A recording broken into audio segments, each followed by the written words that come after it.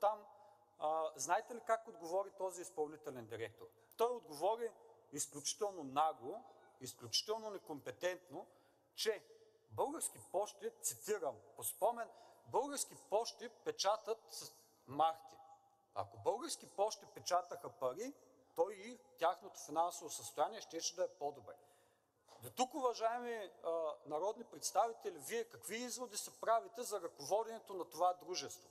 И тук искам малко да се върна назад в дискусиите, които водим днес. Много е добре, че в един ден разглеждаме всички тези законопроекти, защото можем и да говорим по всички тези проблеми, които са се натрупали. Господин министъра в един от предните законопроекти каза, че ние хвалим държавните оператори. Не, господин Караджов, ние не ги хвалим. Ние имаме страшно много критики към тях и вие го знаете, и вие самия имате критики към тях, но ние не смятаме, че когато ги дадем на частни компании, решаваме проблема. Ние смятаме, че българската държава може и сама да се справя с всички тези проблеми. Българската държава може да ръководи с правилно менажиране, не като този предния изпълнителен директор, който иска да печата пари, за да могат Български пощи да бъдат на печалби, а да изпълняват услуга, да работят с удължено работно време, да работят събота, за да могат да разкриват и нови пощенски станции и за да улесняват българските граждани. Пак ще го кажа, тъй като господин министър вас ви нямаше, но вие, ако сте един български гражданин, който ходи на работа от понеделник до петък, от 8:30 до 17 часа, искате да изпратите пратка, ще се вземете ли почивен ден, за да отидете до Български пощи, които работят със същото работно време, каквото е вашето, или няма да предпочитате да излезнете обедна почивка да обядвате и ще отидете, за да пуснете тази пратка? Не, вие ще предпочитете частните компании, които работят до 17 часа, нали така?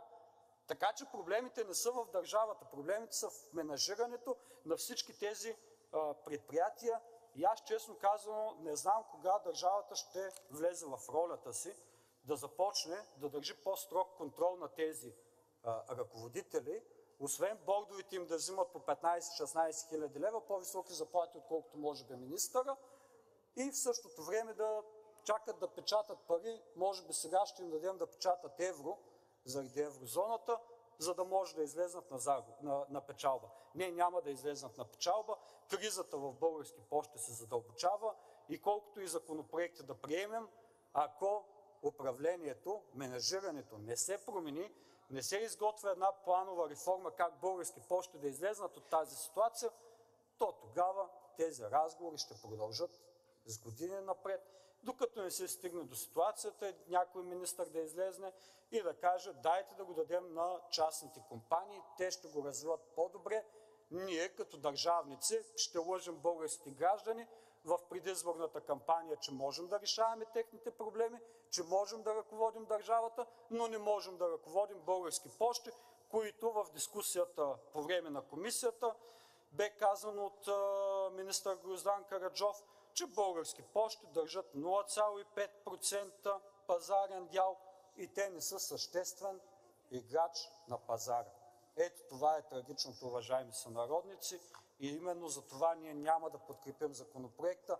Не защото е изключително лош и не можем да кажем защо бихме го подкрепили, а защото искаме да видим в изпълнителната власт механизмите и плана за това как Български пощи да излезнат наистина от тази ситуация, а не да потъват с над 50 милиона на година и да залагаме все повече сгради на Български пощи, защото това и с тези сгради се е малко като един скрита приватизация. Благодаря.